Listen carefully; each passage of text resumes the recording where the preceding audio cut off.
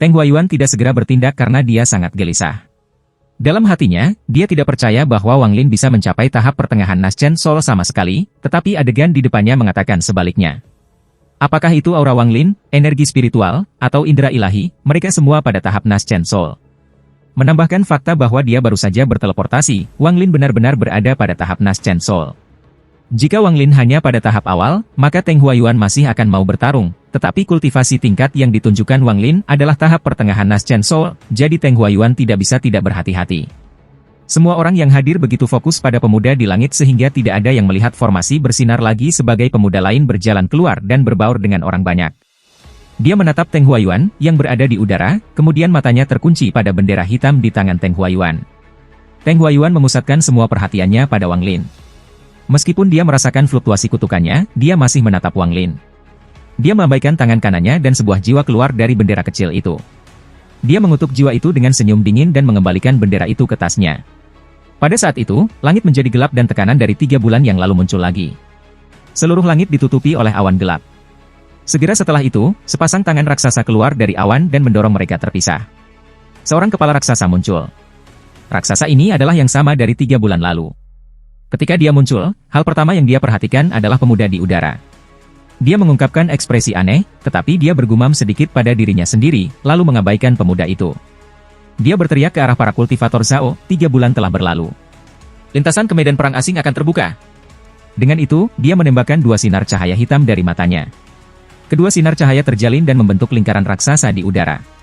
Saat lingkaran itu muncul, langit tampaknya telah kehilangan semua cahaya. Lingkaran itu tampaknya menyedot semua cahaya di sekitarnya dan menjadi satu-satunya sumber cahaya di langit. Raksasa itu melambaikan tangannya dan melemparkan batu. Saat batu itu muncul, itu meledak menjadi potongan-potongan yang berubah menjadi simbol aneh. Simbol-simbol dengan cepat dicetak di tepi lingkaran. Semua energi spiritual di Zhao dengan cepat berkumpul di dalam lingkaran. Energi spiritual untuk pertama kalinya terlihat saat kabut tebal energi spiritual berkumpul untuk diserap oleh lingkaran. Saat lingkaran menyerap energi spiritual, simbol pada lingkaran menjadi lebih cerah. Akhirnya, sebuah film tipis muncul di lingkaran. Film ini hampir transparan. Orang bisa dengan jelas melihat bahwa di dalam film itu ada ruang kosong yang penuh dengan tubuh yang rusak, harta sihir, dan bahan yang melayang-layang. Wang Lin saat ini bersembunyi di antara kerumunan. Dia tidak melihat lingkaran, tetapi di pinggang Teng Huayuan, karena di sana tergantung tas hitamnya memegang. Perubahan di langit berada di luar harapannya dan mengacaukan rencananya, tapi tak lama kemudian, matanya menyala dan dia dengan cepat menghitung. Perlahan, dia tersenyum. Raksasa itu tiba-tiba memotong jarinya dan mengeluarkan setetes darah. Setetes darah bergerak seperti meteor dan mendarat di film tipis. Film tipis dengan cepat meleleh seperti air panas yang dituangkan ke salju. Mata Wang Lin menjadi dingin saat ia menuangkan spiritual energi ke dalam harta karun yang diberikan Adai kepadanya dan bergumam, "Serang!" Wang Lin dengan hati-hati mempelajari harta ajaib ini selama 2 bulan kultivasi pintu tertutup itu dan menemukan bahwa orang yang dibentuknya dapat diubah. Setelah menyerap kekuatan spiritualnya, itu bahkan berhasil mengambil sepotong kutukan. Pemuda di langit dengan cepat melambaikan tangannya dan naga ungu keluar dari tubuhnya. Seolah-olah tubuhnya telah berubah menjadi naga ungu raksasa. Naga itu meraung dan mengirimkan gelombang suara raksasa. Ekspresi Teng Huayuan tiba-tiba berubah sangat. Dia sekarang yakin bahwa Wang Lin memang pada tahap pertengahan Naschen Soul. Tidak ada cara bagi Wang Lin untuk mengeluarkan aura kuat seperti itu sebaliknya. Tubuh naga bergerak dan menembak ke arah Teng Huayuan seperti kilat. Naga itu menunjukkan giginya dan bau darah di mulutnya menggedor Teng Huayuan. Teng Huayuan dengan cepat mundur saat dia menggigit ujung lidahnya dan meludahkan darah. Darah berubah menjadi beberapa nyamuk besar yang menyerang ke depan untuk mencoba menghentikan naga raksasa. Setelah itu, Teng Huayuan dengan cepat menampar tasnya memegang dan mengeluarkan bendera sepanjang 7 kaki. Saat bendera muncul, angin dingin mulai bertiup. Ribuan wajah individu muncul di bendera. Ekspresi mereka dipenuhi dengan rasa sakit saat mereka berteriak seperti orang gila. Tangan kanan Teng Huayuan melambaikan bendera dan wajah-wajah di dalamnya terlempar keluar. Satu demi satu, kepala tanpa tubuh menyerbu ke arah naga raksasa, mata mereka dipenuhi dengan permohonan kematian. Lin Yi menggosok dagunya saat dia melihat bendera dan menggelengkan kepalanya. Bendera jiwa ini tidak cukup. Dengan hanya 30.000 jiwa, itu bahkan belum mencapai tingkat penyelesaian pertama. Unansi mendengarnya dan mengangguk. Apa yang dikatakan Tuan Utusan itu benar. Kembali ketika aku berada di medan perang asing, aku melihat bendera jiwa dengan lebih dari 1 juta jiwa. Kekuatannya memang menakutkan. Lin Yi terkekeh dan menggelengkan kepalanya. Itu hanya bendera jiwa yang sebagian lengkap dari negara kultivasi peringkat 4. Sekte pemurnian jiwa di negara peringkat 5 Pilu memiliki bendera jiwa sebagai harta sekte mereka. Dikatakan jumlah jiwa di dalam bendera yang melampaui 1 miliar dan dikumpulkan selama ribuan tahun dalam sejarah sekte ini. Teng Huayuan melambaikan bendera jiwa dan 30.000 jiwa terbang ke arah naga raksasa. Dalam sekejap mata, jiwa-jiwa mengelilingi naga dan memasukinya, tetapi kemudian sesuatu yang aneh terjadi. Jiwa-jiwa itu tidak menemui perlawanan apapun ketika mereka pergi ke naga. Seolah naga itu tidak ada.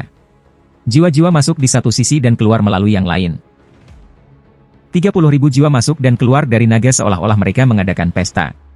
Teng Huayuan tertegun saat naga melewati jiwa-jiwa dan menyerbu ke arahnya. Ekspresi Teng Huayuan menjadi sangat gelisah, namun, dia tidak punya waktu untuk berpikir dan dengan cepat mundur. Dia membuang beberapa harta sihir pertahanan untuk menghentikan naga itu, tetapi apapun yang dilakukan harta sihir itu, mereka tidak bisa menghentikan naga itu. Naga melewati mereka seolah-olah mereka tidak ada di sana, mengeluarkan raungan, dan menelan Teng Huayuan. Ekspresi Lin Yi aneh. Dia menatap raksasa, yang menikmati pertunjukan, dan menemukan bahwa ekspresi raksasa itu juga aneh. Keduanya saling memandang dan kemudian raksasa itu tertawa dan menatap naga dengan ekspresi lucu. Teng Huayuan hanya merasakan angin lembut ketika naga melahapnya. Naga itu tampak sangat ganas, tetapi saat itu menyentuhnya, naga itu menghilang tanpa jejak. Sudah lama sejak Teng Huayuan merasakan keringat dingin, tetapi pada saat itu, punggungnya tertutupi berkeringat. Ilusi, wajah Teng Huayuan berubah dari hijau menjadi merah. Akhirnya, dia tidak bisa menahannya dan mengutuk dengan keras. Ini adalah pertama kalinya dia mengutuk sejak mencapai tahap formasi inti beberapa ratus tahun yang lalu. Dia takut mati oleh ilusi di depan semua kultivator Shao. Kemarahan Teng Huayuan tiba-tiba mencapai batasnya. Dia dengan muram menampar tasnya untuk mengeluarkan bendera hitam dan membunuh anggota keluarga Wang Lin satu persatu tepat di depannya, tetapi tepat pada saat itu, titik cahaya muncul di udara. Cahaya berkumpul dan pemuda itu muncul lagi.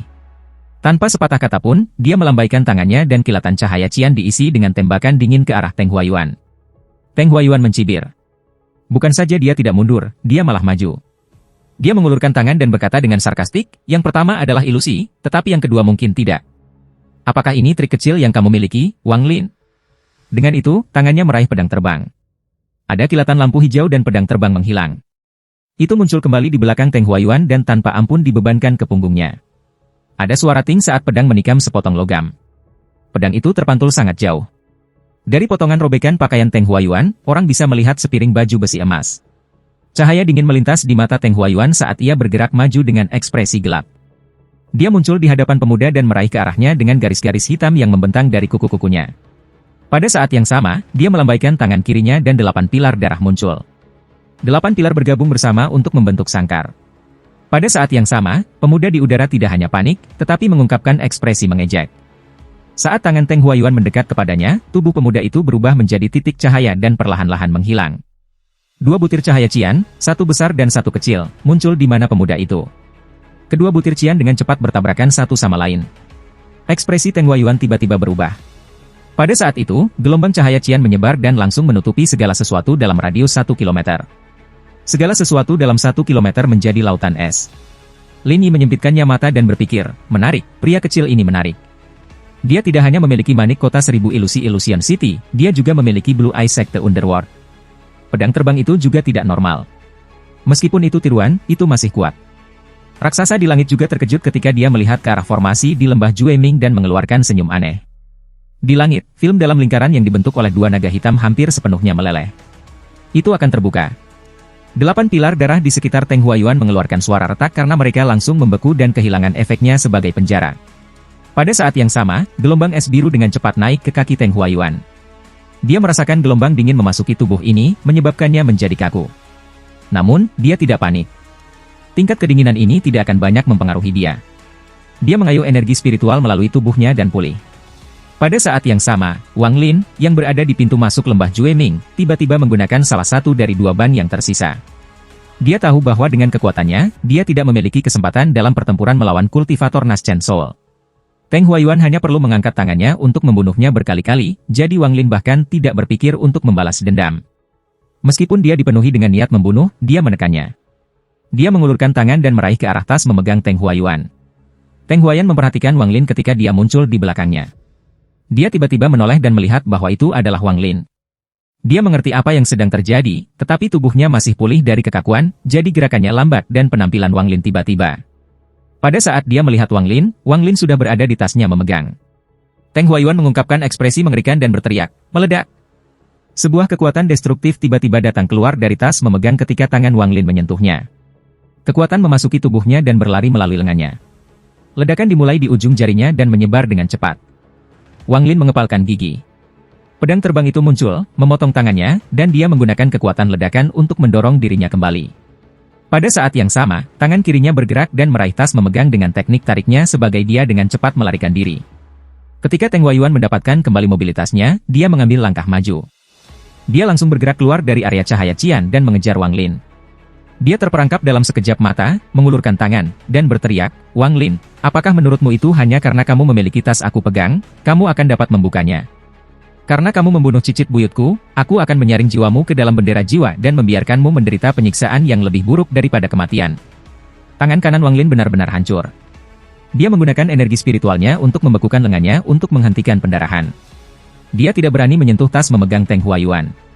Dia memegangnya dengan teknik gaya tariknya. Teng Huayuan merasa sangat kesal karena harus berurusan dengan yayasan pendirian yayasan sebelum semua orang sudah menjadi hal yang sangat memalukan. Jika dia langsung menangkap atau membunuh Wang Lin, itu tidak akan terlalu buruk, tapi dia tertipu oleh ilusi dan kemudian es biru itu menahan tubuhnya untuk sementara waktu.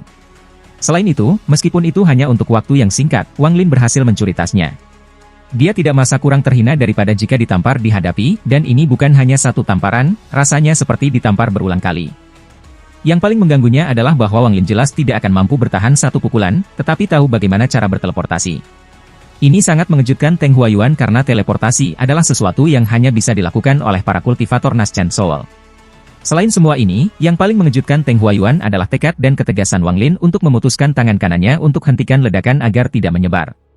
Pada titik ini, Teng Huayuan tidak bisa tidak memuji Wang Lin, tetapi pujian itu dengan cepat tenggelam oleh kebencian. Semakin Lin Wang menentukan, semakin Teng Huayuan ingin membunuhnya.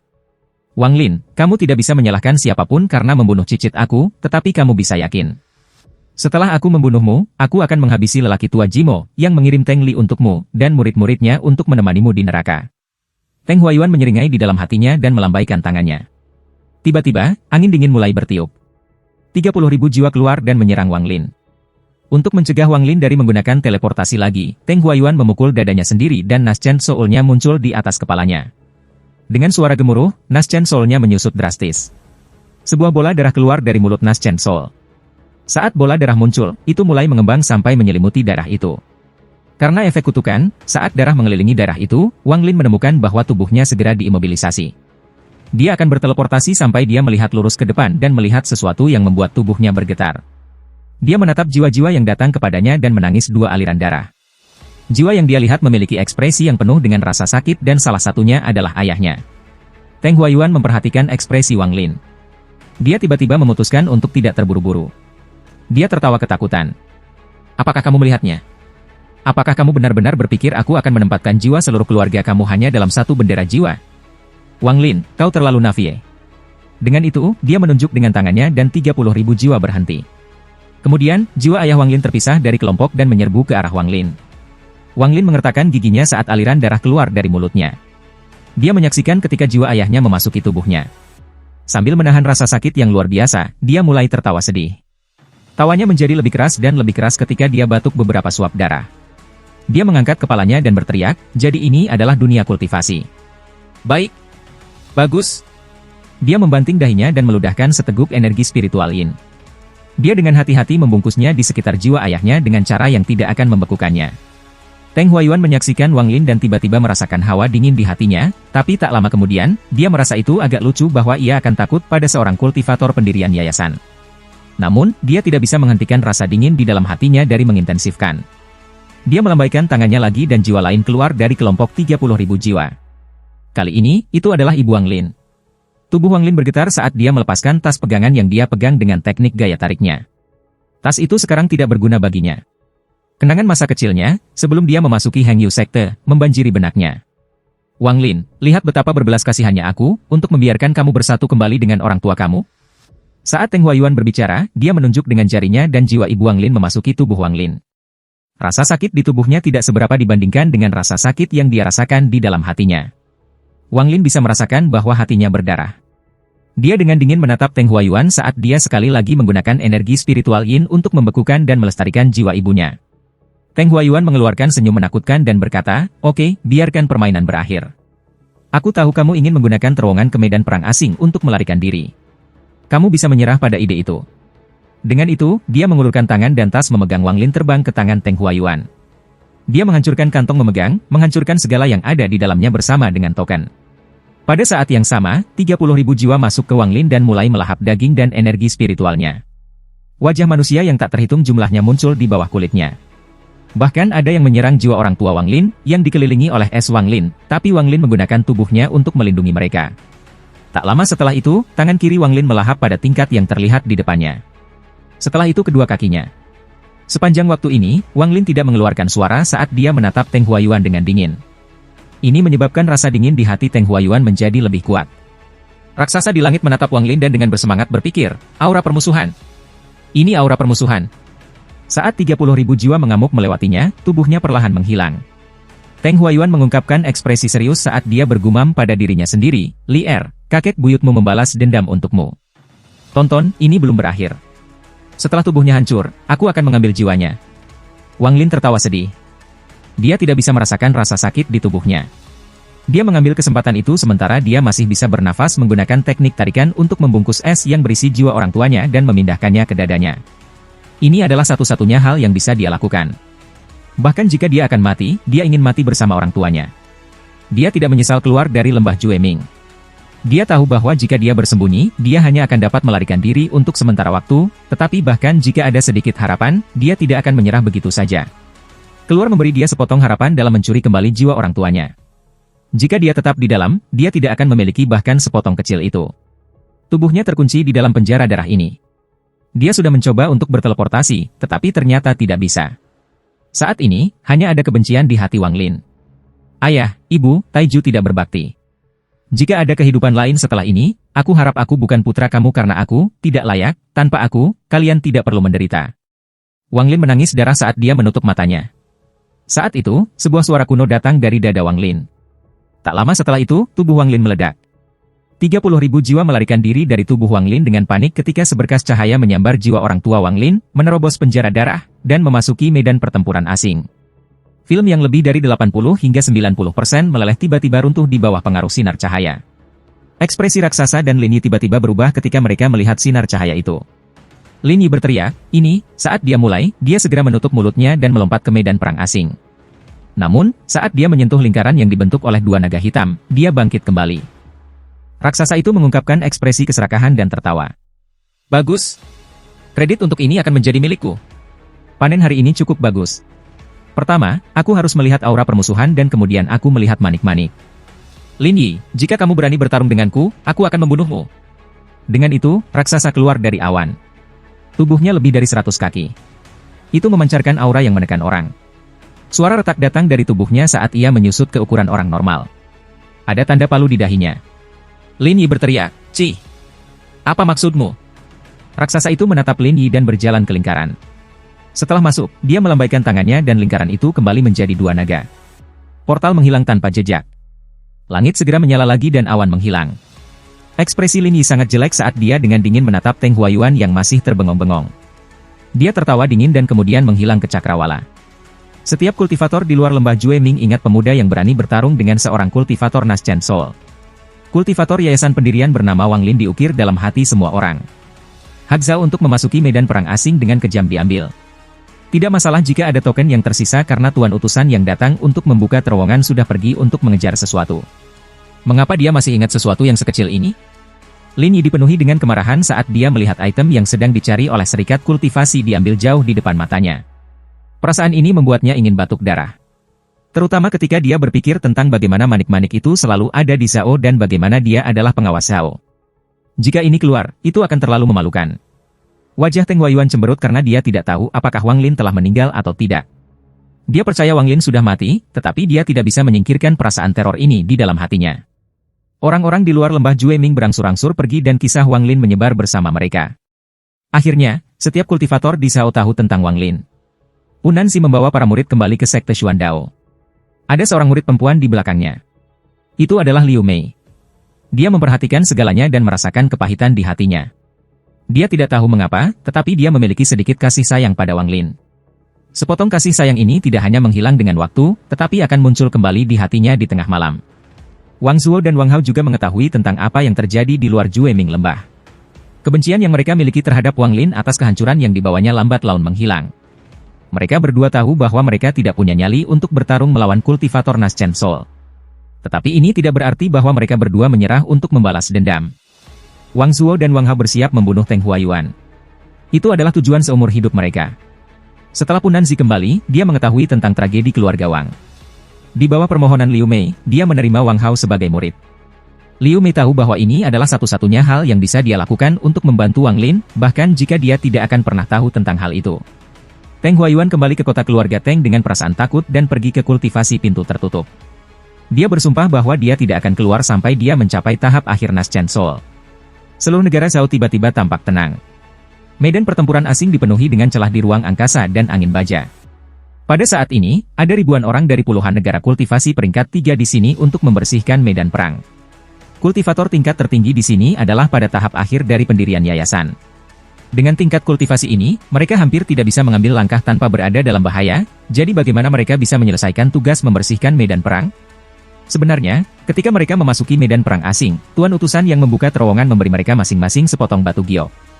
Giok ini melindungi mereka dari angin baja dan akan memindahkan mereka kembali ke negara mereka sendiri setelah 50 tahun. Tetapi terhadap keretakan ruang misterius yang bisa muncul di mana saja, giok ini tidak berdaya. Medan perang asing masih sangat berbahaya bagi para kultivator yayasan pendirian ini, tetapi jika mereka berhati-hati dan beruntung, mereka masih bisa keluar hidup-hidup. Secara umum, tingkat kelangsungan hidup medan perang asing adalah 30%. Meskipun tidak tinggi, mengingat semua bahan dan harta sihir yang dapat mereka temukan saat membersihkan, itu tidak terlalu buruk.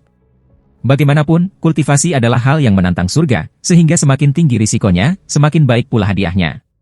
Dan siapapun yang kembali dengan selamat dari medan perang asing akan memiliki status lebih tinggi di dalam sekte tersebut. Level kultivasi mereka juga akan lebih tinggi karena kultivasi di medan perang asing jauh lebih cepat daripada kembali di sekte mereka. Bagaimanapun, medan pertempuran asing memiliki energi spiritual yang sangat padat. Itu dan bahaya terus-menerus selama bertahun-tahun memaksa tingkat kultivasi mereka meningkat dengan cepat. Pada dasarnya, setiap kali pembersihan selesai, akan ada orang yang telah berhasil membentuk inti mereka. Inilah sebabnya mengapa begitu banyak kultivator yayasan pendirian mempertaruhkan hidup mereka untuk datang ke sini. Pada saat ini, di medan perang asing, di sudut timur laut ke-67, ada seorang pemuda berpakaian putih menggali di tubuh dengan pisau. Jika seseorang melihat lebih dekat, orang ini memotong celah baju besi di tubuh. Dia jelas ingin mendapatkan armor tubuh. Armor tubuh itu sudah sangat rusak dan dipenuhi bekas luka bakar. Bagian dada dari armor telah benar-benar hancur, memperlihatkan luka seukuran kepalan tangan. Selain itu, di tubuh raksasa, ada gambar palu yang sangat samar. Jika seseorang tidak melihat dari dekat, mereka tidak akan melihatnya sama sekali. Nama pemuda ini adalah Mai Liang. Dia adalah seorang kultivator kuil dewa perang di negara Houfen. Dia sudah berada di medan perang asing selama lebih dari 30 tahun, jadi dia sangat berpengalaman. Perlu ada sedikit penjelasan di sini. Di medan perang asing, seseorang tidak bertambah usia, tetapi ketika mereka pergi, mereka akan dengan cepat menua tahun-tahun di mana mereka telah berada di dalamnya. Saat dia menggali, ekspresinya tiba-tiba berubah dan dia segera berbaring. Saat itu, sinar cahaya hitam melintas dan melewatinya. Pemuda itu tertegun. Dia berpikir bahwa dia telah melihat manik-manik dalam sinar cahaya hitam, jadi dia menyerah pada baju zirah dan mengejar cahaya. Dia telah di sini selama 30 tahun, tetapi selain teman-temannya, dia belum melihat orang hidup lainnya, namun, dia telah melihat beberapa harta sihir yang bisa terbang sendiri. Meskipun tidak ada yang berhasil mendapatkannya, Mai Liang telah mendengar tentang mereka. Harta sihir ini dengan kesadaran mereka sendiri sangat kuat. Mai Liang menggunakan kecepatan tercepatnya untuk mengejar manik-manik itu. Semakin dia dikejar, semakin bersemangat dia, terutama karena daerah ini agak sepi. Pada tahun lalu dia berada di sini, dia belum pernah bertemu rekan kerja lain. Memikirkan hal itu, hatinya mulai berdetak lebih cepat dan dia diam-diam berpikir, keberuntungan aku akhirnya tiba. Jika aku bisa mendapatkan harta itu dan kembali ke sekte, maka adik magang junior akan mengagumi aku. Kemudian, aku akan memberikan harta ini kepada kepala sekte dan meminta dia membuat adik magang junior membentuk pasangan kultivasi bersamaku. Bukankah itu luar biasa? Mai Liang menggunakan setiap ons kekuatannya untuk mengejar manik dengan angan-angan di benaknya. Tapi manik itu terlalu jauh. Mai Liang tidak mengejar jauh sebelum jeda tumbuh. Mai Liang menggertakkan giginya dan mengeluarkan benda dari tasnya. Item ini adalah antarjemput. Warnanya merah dan melepaskan kepanasan. Ini adalah panen terbesar yang dimilikinya saat membersihkan medan perang asing. Dia biasanya tidak akan berani mengambilnya karena dia takut itu akan dicuri. Namun, saat ini, harta itu akan segera pergi. Dia tidak bisa repot-repot merahasiakannya, jadi dia mengambil pesawat ulang-alik dan melemparkannya ke depan. Pesawat ulang-alik secara instan tumbuh beberapa kali dari ukuran normal dan dengan dengungan, dibebankan ke depan dengan kecepatan sangat cepat. Mei Liang menempel pada pesawat ulang-alik sejak saat itu tumbuh. Dia hanya bisa merasakan angin menghantam tubuhnya seperti pukulan. Sudah lama sebelum akhirnya dia bisa membuka matanya dan melihat bahwa dia sudah menutup jarak agak jauh antara dia dan manik-manik. Dipenuhi dengan kegembiraan, Mei Liang berpegang teguh pada Sutlei dan mengejar setelah manik. Waktu berlalu dengan cepat. Meskipun Mei Liang tidak ditinggalkan oleh manik-manik lagi, tidak peduli sekeras apapun dia berusaha, dia tidak bisa menyalip atau mengejar ketinggalannya. Dia hanya bisa menjaga jarak saat ini antara dia dan manik-manik. Tidak sampai 3 hari kemudian Mei Liang menyadari bahwa dia telah memasuki bagian asing dari medan pertempuran asing. Dia menjadi gugup. Harus dikatakan bahwa selain angin baja dan keretakan spasial, hal yang paling berbahaya di medan perang asing adalah tempat asing. Tempat asing memiliki banyak bahaya. Sejumlah besar keretakan ruang tiba-tiba bisa muncul dan melahap segalanya. Mei Liang telah mendengar dari tetua bahwa medan perang asing terlalu besar dan mereka hanya membersihkan sebagian kecil saja. Dan hanya di bagian kecil itu, ada tempat-tempat yang mengandung banyak keretakan spasial. Ketika dia ragu-ragu, dia tiba-tiba menyadari bahwa barisan garis-garis putih yang sangat padat muncul di hadapannya. Melihat garis-garis itu, ekspresi Mei Liang berubah ketika dia memaksa pesawat ulang-alik untuk berhenti dan mundur dengan cepat. Dia terlalu akrab dengan garis-garis putih ini. Ketika celah spasial muncul, mereka pertama kali muncul sebagai strip putih ini. Segera, garis-garis putih akan menyatu menjadi keretakan spasial besar yang akan melahap segalanya. Wajah Mei Liang pucat saat dia melihat sekeliling. Setelah menyadari bahwa hanya ada keretakan spasial di depannya, dia sedikit rileks. Dia tersenyum masam dan berkata, lupakan saja. Tidak layak mati untuk harta yang bahkan aku tidak tahu efeknya. Aku belum bisa melakukan kultivasi berpasangan dengan adik magang junior. Aku tidak ingin mati sia-sia di sini. Tepat pada saat itu, garis putih kecil muncul di hadapan sinar cahaya hitam. Tanpa ragu-ragu, sinar cahaya hitam masuk ke keretakan ruang. Mei Liang menghela nafas dan mengutuk. Keretakan ruang, kamu menelan harta lainnya. Dalam 30 tahun aku di sini, kamu telah menelan begitu banyak. Jika bukan 10.000, berarti sudah 8.000. Mengapa kamu tidak bisa meninggalkan satu untukku? Dia baru saja selesai mengutuk ketika dia merasa kedinginan ketika seseorang menepuk pundaknya. Dia langsung dipenuhi keringat dingin saat dia perlahan berbalik untuk melihat seorang pria paruh baya. Ekspresi pria paruh baya itu sangat jelek ketika dia bertanya pada Mei Liang, si kecil, apakah kamu melihat cahaya hitam itu? Mei Liang dapat langsung melihat pola palu di dahi pria paruh baya itu. Dia mengambil napas dalam-dalam karena dia telah melihat pola ini berkali-kali selama 30 tahun di sini. Dia telah melihat satu hanya beberapa hari yang lalu. Dia mendengar dari beberapa tetua bahwa pola ini adalah simbol klan setan raksasa dari negara kultivasi peringkat 5. Para anggota klan setan raksasa dilahirkan dengan energi spiritual, sehingga mereka memiliki tubuh terbaik untuk kultivasi. Mereka juga satu-satunya negara kultivasi peringkat 5 yang hanya memiliki satu sekte di seluruh negara. Orang-orang dari klan setan raksasa hanya bisa dengan bebas mengubah tubuh mereka begitu mereka mencapai tahap transformasi jiwa. Karena orang ini terlihat seperti orang normal, ia harus menjadi ahli transformasi jiwa dari sekte setan raksasa. Tenggorokan Mei Liang kering.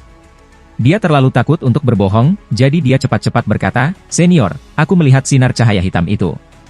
Itu pergi ke sana dan ditelan oleh keretakan ruang. Pria parubaya adalah orang yang mengejar Wang Lin dari Shao. Dia mengejarnya sepanjang jalan secepat mungkin, tetapi semakin dia mengejar, semakin dia terkejut. Kecepatan manik itu sama dengan kecepatannya. Itu bahkan bisa menghindari semua interceptnya. Tidak hanya itu, tetapi kecepatan manik-manik secara bertahap menjadi lebih cepat sampai ia dapat kehilangan dirinya. Selain semua itu, masih ada keretakan spasial. Meskipun dia tidak takut dengan keretakan ruang, akan sangat menyebalkan jika dia terjebak dalam keretakan. Dengan kultivasi transformasi jiwa tahap awal, ia hanya bisa mencegah dirinya tersedot ke dalam. Ia tidak bisa bergerak seperti yang diinginkannya. Dengan terhalangnya keretakan spasial, kecepatannya bahkan menjadi lebih lambat. Bahkan dengan teleportasi, dia hanya bisa mencegah dirinya tertinggal. Dalam perjalanan, dia menemukan Mei Liang. Dia terkejut menemukan bahwa Mei Liang dapat melakukan perjalanan lebih cepat darinya berkat pesawat ulang-alik itu. Setelah mendengar cerita Mei Liang, wajahnya cemberut dan dia sangat marah. Meskipun medan pertempuran asing sangat besar, masih memiliki perbatasan, tetapi tidak ada perbatasan di dalam keretakan spasial. Bahkan jika dia pulang ke rumah untuk mendapatkan kultivator transformasi jiwa tahap akhir untuk membantunya, itu akan tetap seperti mencari jarum di laut. Tidak banyak harapan. Berpikir tentang itu, dia menatap Mai Liang. Dia mengulurkan tangan, mengambil pesawat ulang-alik dari Mai Liang, dan berteriak, "Benda ini sekarang menjadi milikku." Dengan itu, dia bergerak dan terbang kembali ke tempat dia datang tanpa melihat Mai Liang. Keringat dari dahinya, menghembuskan napas, dan dengan cepat meninggalkan daerah itu. Mai Liang tidak tahu bahwa orang itu sangat terkenal di negara kultivasi peringkat 5-nya. Namun, dia terkenal karena dia selalu harus mengambil sesuatu atau itu akan sia-sia, seperti saat dia mengambil menara cahaya Lin Yi. Keretakan spasial di medan perang asing terjadi karena pertempuran yang tak terhitung jumlahnya yang terjadi di sini. Jika bukan karena fakta bahwa serikat kultivasi datang dan menstabilkan tempat ini, itu akan sudah runtuh. Apa yang ada di sisi lain dari keretakan ruang adalah lautan bintang. Tempat itu dipenuhi dengan energi dan makhluk aneh. Sepertinya tidak ada orang yang masuk keretakan yang keluar. Namun, para kultivator transformasi jiwa tahap akhir itu berteleportasi segera setelah mereka masuk, sebelum kekuatan hisap mencapai kekuatan maksimumnya. Hal paling menakutkan tentang keretakan spasial di medan pertempuran asing adalah kekuatan hisap. Bahkan kultivator transformasi jiwa memiliki masalah dengan itu. Hisapnya sangat kuat sehingga bahkan bisa menyedot energi spiritual, jadi jangan berpikir untuk melarikan diri. Itu hanya satu alasan mengapa mereka berbahaya. Alasan lainnya adalah tidak ada yang tahu persis di mana keretakan spasial terhubung. Mereka hanya mendengar dari beberapa kultivator yang sangat kuat bahwa ruangnya gelap gulita dan perasaan ilahi kamu terperangkap di dalam tubuh kamu begitu kamu tiba di sana. Titik cahaya tiba-tiba muncul dalam keretakan ruang dan melayang di dalam itu. Jika seseorang melihat dari dekat, mereka bisa melihat api jiwa berkilau samar. Waktu perlahan berlalu. Setelah jumlah waktu yang tidak diketahui, titik cahaya itu terus melayang di angkasa. Api jiwa itu menunjukkan tanda-tanda menghilang. Waktu berlalu dan cahaya masih sangat redup. Hanya bara api samar yang tersisa dari api jiwa. Suatu hari, bayangan raksasa tiba-tiba melayang ke arah cahaya. Setelah diperiksa lebih dekat, bayangan itu adalah mayat besar. Tubuh ini tampaknya sama dengan tubuh anggota klan setan raksasa. Namun, jika seseorang memperhatikan dahi tubuh itu, tidak ada palu, tetapi sebuah kapak. Kapak hitam. Jika ada anggota klan iblis raksasa ada di sini, mereka akan langsung mengenali itu sebagai tanda dari suku leluhur mereka. Saat tubuh menyentuh cahaya, sepotong asap keluar dari tubuh. Asap itu mengambil sosok seseorang dan menampakkan ekspresi serakah ketika ia melompat ke cahaya. Ini adalah jenis makhluk khusus yang hidup di dalam medan pertempuran asing. Ia melahap segalanya, apakah itu tubuh, harta sihir, atau jiwa. Melompat ke arah tubuh, tetapi menjerit dan mencoba melarikan diri. Namun, cahaya itu langsung menyerap makhluk itu, hanya menyisakan tubuh. Setelah menyerap makhluk itu, cahaya itu menjadi lebih terang dan jiwa api di dalamnya menjadi lebih kuat. Pada saat itu, Wang Lin terbangun. Agar lebih akurat, jiwanya terbangun. Ketika dia bangun, dia tidak memiliki kesadaran karena dia hanya bola api jiwa. Perasaan yang sangat dingin datang dari dalam jiwanya. Ada api yang sangat besar di sebelah jiwanya. Meskipun api ini melepaskan aura jahat, Wang Lin tidak ragu-ragu untuk melompat ke arahnya. Cahaya tiba-tiba masuk ke kepala raksasa dan perlahan-lahan menetap di dalam. Jiwa Wang Lin bisa dianggap dikelilingi oleh api iblis ketika dinginnya pergi dan jiwanya secara bertahap tenang. Waktu perlahan berlalu lagi. Periode waktu ini bahkan lebih lama dari yang sebelumnya. Selama periode waktu yang lama ini, tubuh Wang Lin perlahan-lahan melayang di medan perang asing. Tidak yakin apakah itu karena tubuh itu berisi jiwa Wang Lin, tetapi lebih banyak dari makhluk-makhluk itu muncul untuk mencoba melahap Wang Lin. Namun, mereka semua ditelan olehnya sebagai gantinya. Perasaan ilahinya tumbuh lebih besar dan api jiwanya semakin kuat. Semakin kuat dia, semakin banyak makhluk ini muncul seperti orang gila, ingin melahapnya. Wang Lin tidak tahu bahwa tubuh tempat dia berada seperti suara raksasa di dunia yang gelap ini. Wang Lin tidak tahu persis berapa banyak waktu yang telah berlalu. Sejak dia terbangun, dia merasa lapar dan telah melahap beberapa makhluk itu. Dia hanya tahu bahwa setiap kali dia melahap satu, dia bisa merasakan pikirannya menjadi lebih jernih. Akhirnya, suatu hari, Wang Lin teringat saat kelahirannya, 16 tahun bersama orang tuanya, hari-hari di Sekte Hengyu. Dan dia akhirnya ingat Teng Huayuan. Gelombang kesedihan datang dari jiwanya saat dia menyadari apa yang telah terjadi.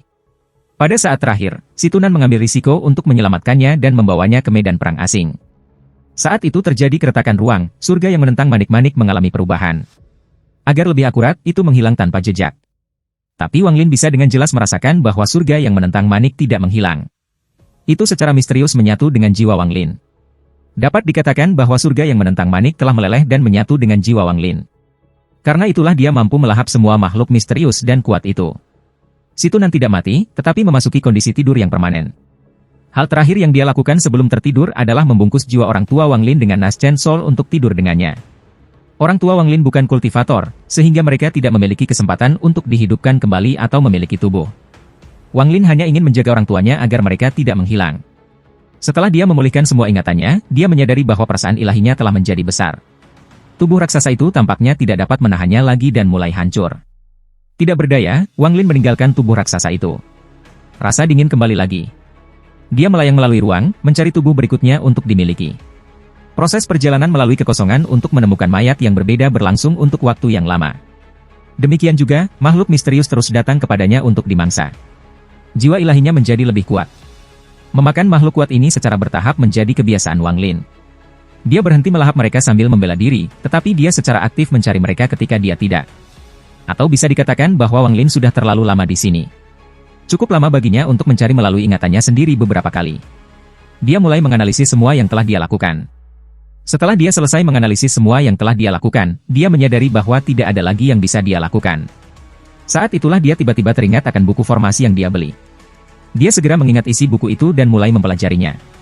Ketika dia benar-benar menguasai formasi dasar dalam buku, dia kembali ke keadaan tidak ada hubungannya.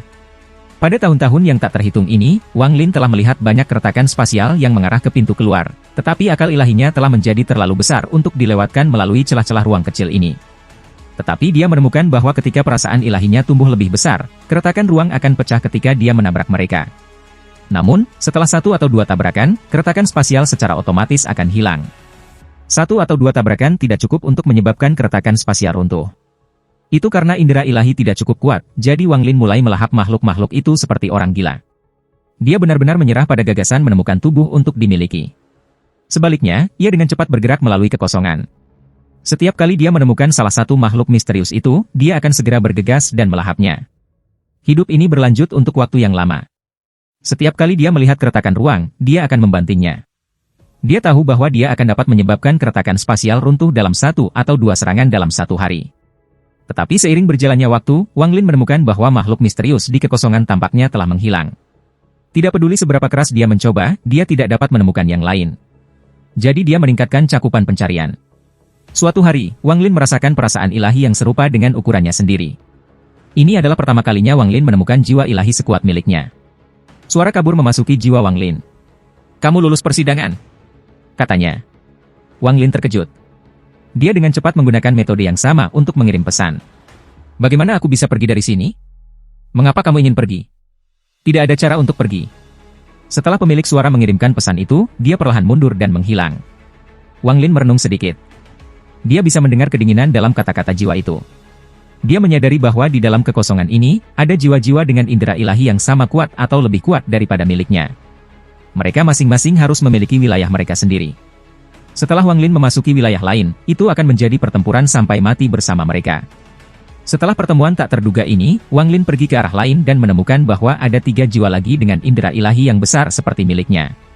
Melalui beberapa pertukaran, Wang Lin menemukan bahwa dengan kekuatan saat ini, ia tidak dapat menembus celah spasial dalam 1 atau 2 pukulan. Tetapi tekad Wang Lin untuk kembali kuat. Dia datang dengan ide gila. Dia menyebarkan perasaan ilahi untuk menutupi seluruh wilayahnya. Semakin luas indera ilahinya menyebar, semakin kuat gangguan yang ditimbulkannya. Wang Lin dengan hati-hati mengawasi area yang diliputi oleh akal ilahinya. Di sebelah kanannya, keretakan ruang tiba-tiba muncul. Tanpa ragu-ragu, Wang Lin mengirim sepotong rasa ilahi ke dalam keretakan ruang. Saat indera ilahi memasuki keretakan ruang, ia memotong bagian dari indera ilahi itu.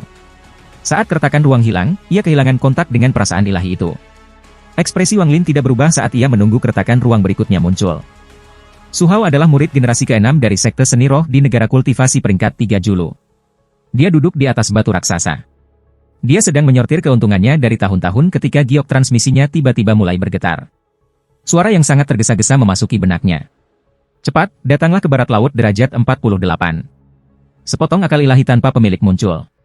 Orang yang mengirim pesan adalah teman baik yang dia temui di medan perang asing bernama Geyang.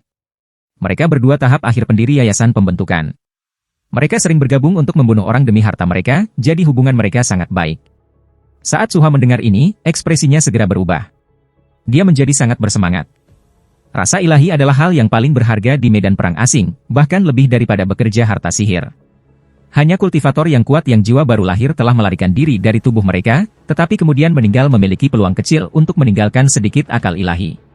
Su Hao tidak mengerti penggunaan spesifik dari rasa ilahi, tetapi dia tahu bahwa ketika dia memasuki medan perang asing, kurir tersebut mencantumkan hal-hal yang diinginkan oleh negara-negara kultivasi yang lebih tinggi, dan akal ilahi ditempatkan dalam 10 besar.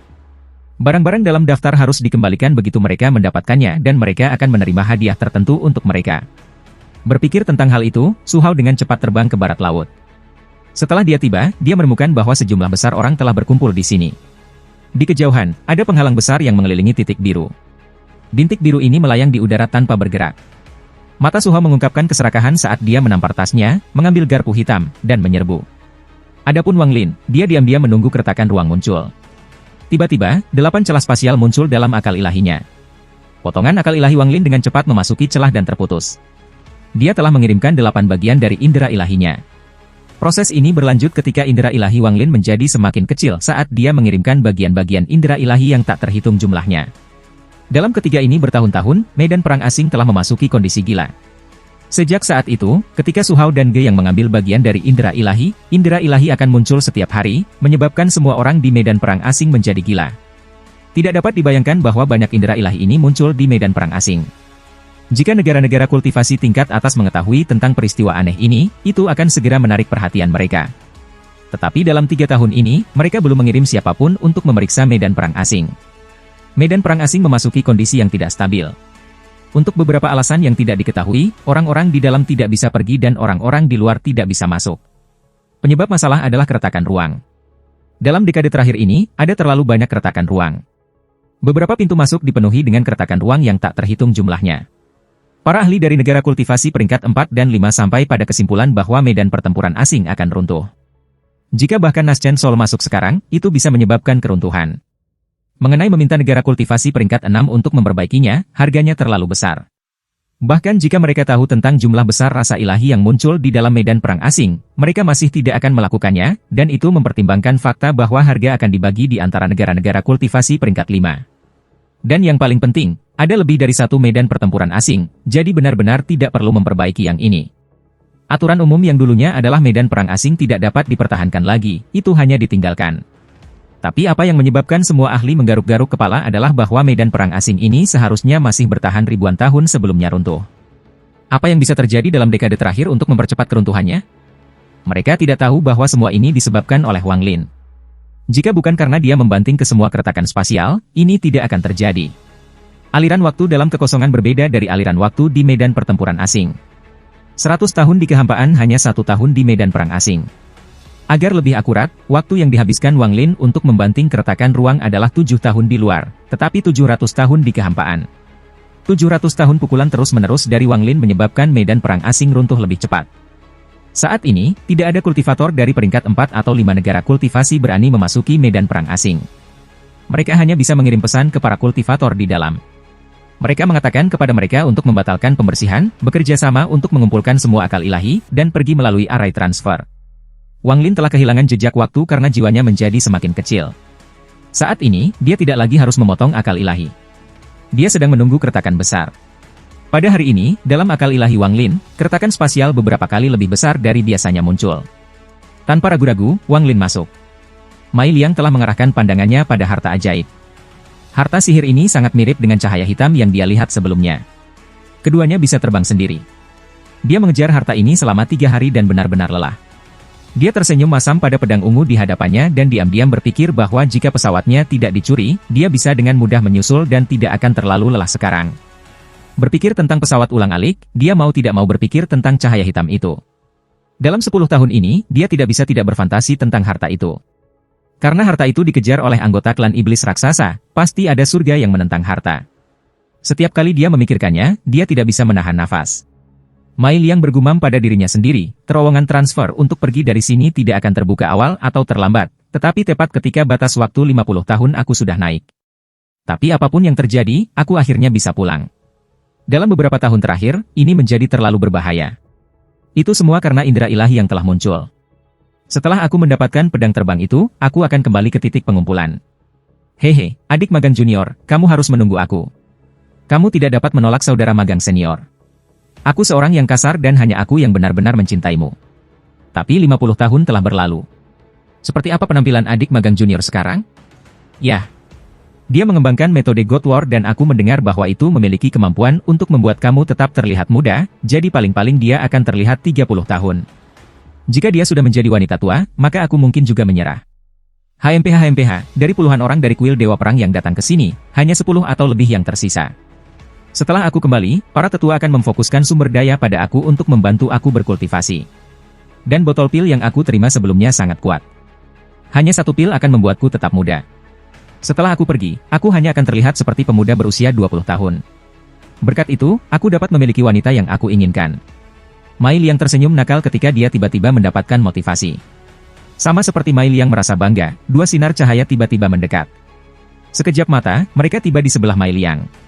Salah satu lampu menerobos melewatinya ke arah pedang ungu, mengungkapkan seorang pemuda berusia 30 tahun. Ekspresinya menjadi gelap ketika dia menangkap pedang terbang dan melemparkannya ke dalam tasnya tanpa memegang sepatah kata pun.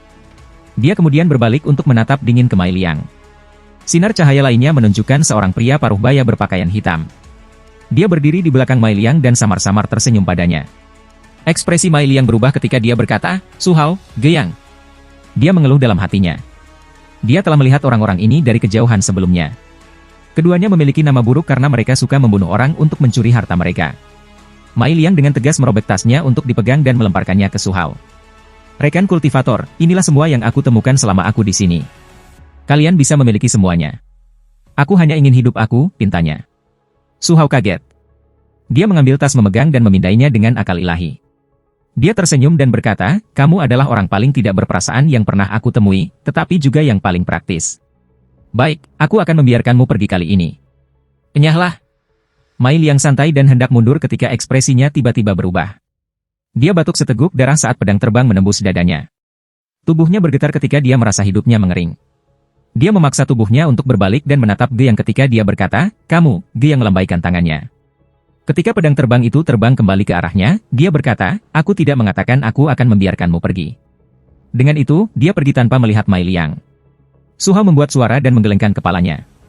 Dia tahu bahwa Geyang membunuh Mai Liang karena dia membenci kenyataan bahwa Mai Liang memberikan tas memegang padanya. Dia dan Geyang memiliki perjanjian, tas pegangan milik siapapun yang memegangnya terlebih dahulu dan mereka tidak bisa memperdebatkannya lagi. Jika Emma Liang telah memberikan tas memegang Geyang, Su Hao akan melakukan sama. Kesadaran Mai Liang sudah kabur ketika bayangan adik magang juniornya muncul di hadapannya. Dia secara bertahap menutup matanya. Tepat pada saat itu, keretakan ruang besar muncul di sebelah Mai Liang dan jiwa besar keluar. Saat jiwa muncul, ia berhenti dan dengan cepat mengebor tubuh Mai Liang. Mata Mai Liang tiba-tiba terbuka. Sinar cahaya keemasan melesat dari matanya. Luka di dadanya sembuh dengan kecepatan yang terlihat. Segera, dia benar-benar pulih. Suara dingin datang dari mulutnya. Teng Huayuan, aku, Wang Lin, kembali. Akal ilahi. Kembali.